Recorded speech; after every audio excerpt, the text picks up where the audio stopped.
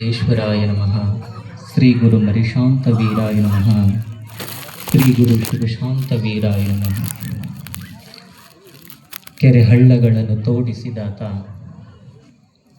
ಭಕ್ತರ ದುಃಖವ ದೋಚಿದಾತ, ಸಾವಿರ ಸಾವಿರ ಮಕ್ಕಳ ಹೃದಯದಲ್ಲಿ ಅಕ್ಷರ ದೀಪವ ಹಚ್ಚಿದಾತ, ಹಳ್ಳಿಯನ್ನೇ ದತ್ತು ತೆಗೆದುಕೊಂಡು ದತ್ತಾತ್ರೇಯನಾದಾತ, ಮಹಾಮಾರಿ ಕೊರೋನಾದಂತಹ ಸಾವೆ ಎದುರು ಬಂದಾಗಲೂ ಸಹಿತ ಸೇವೆಗೆ ಸದಾ ಸಿದ್ಧ ಎಂದ ನಮ್ಮ ಅಭಿನವ ಗವಿ ಸಿದ್ಧ.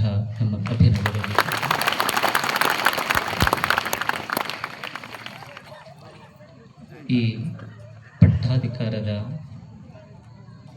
ಮಹೋತ್ಸವದಲ್ಲಿ ಹಾಗೂ ಈ ಧರ್ಮಸಭೆಯಲ್ಲಿ ಪಾಲ್ಗೊಂಡಿರ್ತಕ್ಕಂತಹ, ವೇದಿಕೆಯ ಮೇಲೆ ಆಸೀನರಾಗಿರ್ತಕ್ಕಂತಹ ಸಕಲ ಪೂಜ್ಯರಲ್ಲಿ ಹಾಗೂ ತಮ್ಮೆಲ್ಲರ ಅಂತರಾತ್ಮದಲ್ಲಿ ನೆಲೆಸಿರುವ ಆ ಗುರು ಗವಿಸಿದ್ದೇಶ್ವರನಿಗೆ ಅನಂತ ಶರಣಾರ್ಥಿಗಳು.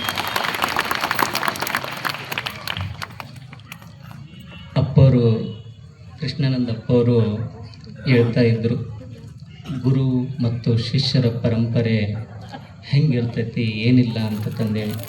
ಅವರು ದಿನನಿತ್ಯ ನಮಗೆ ಪಾಠ ಮಾಡ್ತಾ ಇದ್ದರು. ಅವರು ಭಗವದ್ಗೀತಾ, ವಿಚಾರ ಚಂದ್ರೋದಯ ಅವನ್ನೆಲ್ಲ ಹೇಳ್ತಿದ್ರಪ್ಪ ಅವ್ರು ನಮಗೆಲ್ಲ. ಭಾರತ ದೇಶ ಐತಲ್ಲ, ಭಾರತ ದೇಶ ಈ ಗುರು ಶಿಷ್ಯರ ಪರಂಪರೆ ಐತಲ್ಲ, ಇದು ಇಂದು ನಿನ್ನೆಯದಲ್ಲ. ಇದು ಸನಾತನದಿಂದಲೂ ಕೂಡ ಗುರು ಮತ್ತು ಶಿಷ್ಯರ ಪರಂಪರೆಯನ್ನು ಹೊಂದಿರತಕ್ಕಂಥದ್ದು. ವಿದ್ಯಾರ್ಜನೆಯನ್ನು ಮಾಡಬೇಕಾಗಿತ್ತಂದ್ರೆ ಒಬ್ಬ ಶಿಷ್ಯ, ಒಬ್ಬ ವಿದ್ಯಾರ್ಜನೆಯನ್ನು ಮಾಡಬೇಕಾಗಿತ್ತಂದ್ರೆ ಅವ ಕಾಡಿಗೆ ಹೋಗಿ ಕಾಡಿನಲ್ಲಿರ್ತಕ್ಕಂತಹ ಗುರುಕುಲದಲ್ಲಿ ವಿದ್ಯಾಭ್ಯಾಸವನ್ನು ಮಾಡಬೇಕಾಗಿತ್ತು. ಇವಾಗಿನಂತಂಗ ಯಾವುದೇ ಸ್ಕೂಲು, ಕಾಲೇಜು, ಯೂನಿವರ್ಸಿಟಿಗಳು ಇರಲಿಲ್ಲ ಅವಾಗೆಲ್ಲ. ಅಕಸ್ಮಾತ್ ಇವಾಗ ಸಹಿತ ನಾವು ಕಾಡಿಗೆ ಹೋಗಂಗಿತ್ತಂದ್ರೆ ನಮ್ಮ ಪರಿಸ್ಥಿತಿ ಹೆಂಗೆ ಇರ್ಬೋದಾಗಿತ್ತು. ಸ್ಕೂಲು, ಕಾಲೇಜು, ಯೂನಿವರ್ಸಿಟಿಗಳು ಏನೂ ಇರ್ತಿದ್ದಿಲ್ಲ. ಕಾಡಿನಲ್ಲಿ ಗುರುಕುಲ ಇರ್ತಿತ್ತು. ಗುರುಕುಲದಲ್ಲಿ ಗುರುಗಳು ಇರ್ತಿದ್ರು. ಆ ಗುರುಗಳು ಇರ್ತಿದ್ರಲ್ಲ, ಆ ಗುರುಗಳು ಏನನ್ನು ಕಲಿಸಿಕೊಡ್ತಾ ಇದ್ದರು. ಇವಾಗೆಲ್ಲ ಸ್ಕೂಲು, ಕಾಲೇಜು, ಯೂನಿವರ್ಸಿಟಿಗಳದಾವು. ಇವಾಗ ನೋಡ್ರಿ, ನಮ್ಮ ಮಕ್ಕಳಿಗೆ ಕಾಡು ಹೋಗೋಕ್ಕೆ ಸಾಧ್ಯ ಇಲ್ಲ. ಇವಾಗ ಒಬ್ಬರು ತಾಯಂದಿರ್ತಾರೆ. ತಾಯಂದ್ರನ್ನ ಮಕ್ಕಳು ಸ್ಕೂಲಿಗೆ ಕಳ್ಸೋದು ದೊಡ್ಡ ಹೈರಾಣ, ಅವ್ರದ್ದೆಲ್ಲ ದೊಡ್ಡ ಕೆಲಸ ಅದು.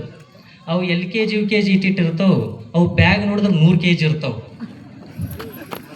LKG ಹುಡಿರ್ತಾವೆ, ಬ್ಯಾಗ್ ನೋಡಿದ್ರೆ 100 kg.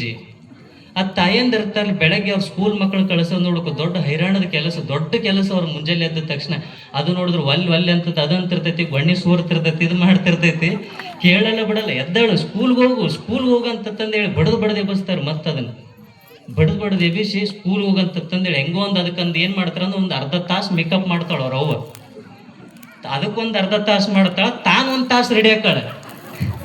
ಯಾಕಂತಂದ್ರೆ ಅದು ಸ್ಕೂಲ್ ತನಕ ಬಿಟ್ಟು ಬರೋಕ್ಕಲ್ಲ, ಮನೆ ಮುಂದೆ ಅಂಗಳದ ಬಸ್ ಬರ್ತದೆ, ಬಸ್ನೇ ಬಿಟ್ಟು ಬರೋಕೆ, ಅಲ್ಲೇ ಬಸ್ ಅಂಗಳದ ಬಿಟ್ಟು ಬರೋಕೆ 1 ತಾಸು ರೆಡಿ ಹಾಕಾಳ. ಅಂದ್ರೆ ಕ್ಲಾಪ್ಸ್ ಹಾಕ್ತಾರೆ ಅಂದ್ರೆ ನೀವು ರೆಡಿ ಹಾಕಿರಂತ ಅರ್ಥ. ಅಂದ್ರೆ ಇವಾಗ ನಂತಂಗ ಸ್ಕೂಲು, ಕಾಲೇಜು, ಯೂನಿವರ್ಸಿಟಿಗಳು ಯಾವೂ ಇರ್ತಿದ್ದಿಲ್ಲ. ಗುರುಕುಲ ಇರ್ತಿತ್ತಲ್ಲ ಕಾಡಿನ್ಯಾಗ ಗುರುಗಳು ಇರ್ತಿದ್ರು.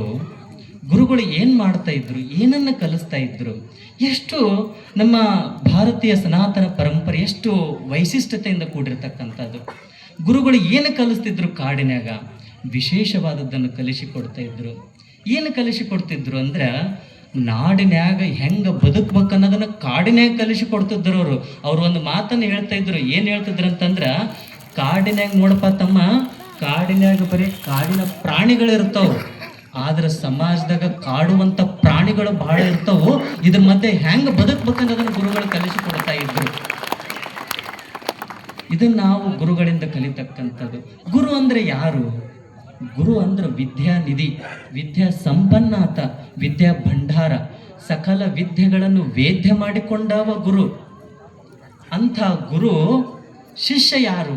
ಶಿಷ್ಯ ಯಾರಂದ್ರ ನನ್ನ ದುಃಖ ಬರಬಾರ್ದಪ್ಪ ಭಗವಂತ, ನನ್ನ ಜೀವನದಲ್ಲಿ ಆನಂದ ಬರಬೇಕು, ನನ್ನ ಜೀವನ ಅಂದ್ರಂತ ಏನಂತ ತಿಳಿದುಕೊಳ್ಬೇಕಂತ ಅತುಲಿಚ್ಛೆ ಉಳ್ತಕ್ಕಂಥ ಶಿಷ್ಯ, ಎಲ್ಲ ವಿದ್ಯೆಗಳನ್ನು ವೇದ್ಯ ಮಾಡಿಕೊಟ್ಟಿರ್ತಕ್ಕಂಥ ಗುರು, ಇವರಿಬ್ಬರು ಗುರುಕುಲದಲ್ಲಿ ಇರ್ತಿದ್ರು. ಪಾಠ ಪ್ರವಚನಗಳು ದಿನನಿತ್ಯ ನಡೀತಾ ಇತ್ತು. ಬ್ರಾಹ್ಮಿ ಮುಹೂರ್ತದಲ್ಲಿ ಗುರುಗಳು ಮತ್ತು ಶಿಷ್ಯಂದ್ರಿಬ್ರು ಎದ್ದೇಳ್ತಿದ್ರು, ನದಿಯ ಸ್ನಾನವನ್ನು ಮಾಡ್ತಾ ಇದ್ರು. ನಮ್ಮಂಗ ಇವಾಗ ಒಂದು ಬಟನ್, ಗೀಸರ್ ಬಟನ್ ಹಾಕಿದ್ರ ಬಿಸಿನೀರು ಬಂದ್ಬಿಡ್ತಾವ್, ಯಾವ್ದ್ರಾಗ ಶವರ್ನೇ ಬಂದ್ಬಿಡ್ತಾವ. ನಾವೆಲ್ಲ ಶವರ್ ಬಾತ್ ಮಾಡ್ತೀವಿ, ಆದ್ರೆ ಅವರು ಬ್ರಾಹ್ಮಿ ಮುಹೂರ್ತ ಇದ್ದದ್ದು ರಿವರ್ ಬಾತ್ ಮಾಡ್ತಾ ಇದ್ರು. ಅವರು ರಿವರ್ ಬಾತ್ ಮಾಡಿ ಬ್ರಾಹ್ಮಿ ಮುಹೂರ್ತದಾಗ ಎದ್ದು ಗುರುಗಳು ಪ್ರವಚನ ಪಾಠವನ್ನು ಮಾಡ್ತಾ ಮಾಡ್ತಾ ಮಾಡ್ತಾ ಹೆಂಗಾಗ್ತದ್ರಂತಂದ್ರ, ಪಾಠ ಪ್ರವಚನ ಮಾಡ್ತಾ ಮಾಡ್ತಾ ಮಾಡ್ತಾ ಮಾಡ್ತಾ ಗುರು ತನ್ಮಯ ಆಗಿಬಿಡ್ತಿದ್ದ. ಶಿಷ್ಯ ಕೇಳ್ತಾ ಕೇಳ್ತಾ ಕೇಳ್ತಾ ಶಿಷ್ಯನು ಕೂಡ ತನ್ಮಯ ಆಗಿಬಿಡ್ತಿದ್ದ. ಗುರುವಿಗೆ ನಾನು ಗುರು ಅಂತಕ್ಕಂಥ ಅಹಂಕಾರದ ಭಾವ ಇಲ್ಲ, ಶಿಷ್ಯನಿಗೆ ನಾನು ಏನೂ ಗೊತ್ತಿಲ್ಲ ಅಂತಕ್ಕಂಥ ಭಾವ ಶಿಷ್ಯನಿಗೂ ಇಲ್ಲ. ಇತ್ತ ಗುರು ಹೇಳ್ತಾ ಹೇಳ್ತಾ ತನ್ಮಯ, ಇತ್ತ ಶಿಷ್ಯ ಕೇಳ್ತಾ ಕೇಳ್ತಾ ತನ್ಮಯ.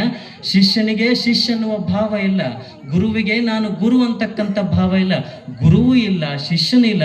ಆದರೆ ಗುರು ಶಿಷ್ಯ ಇವರಿಬ್ಬರ ಮಧ್ಯದಲ್ಲಿ ಜ್ಞಾನದ ಗಂಗೆಯ ಪ್ರವಾಹವೇ ಅವರದಿತ್ತು. ಭಾರತ ವಿಶ್ವಗುರು ಆಗಿತ್ತು. ಇದು ಭಾರತದ ಗುರು ಮತ್ತು ಶಿಷ್ಯ ಪರಂಪರೆಯ ವೈಶಿಷ್ಟ್ಯತೆ. ಇದು ಒಬ್ಬ ಗುರು ಏನು ಮಾಡ್ತಾನ ನೋಡ್ರಿ, ಏನಂತಂದ್ರ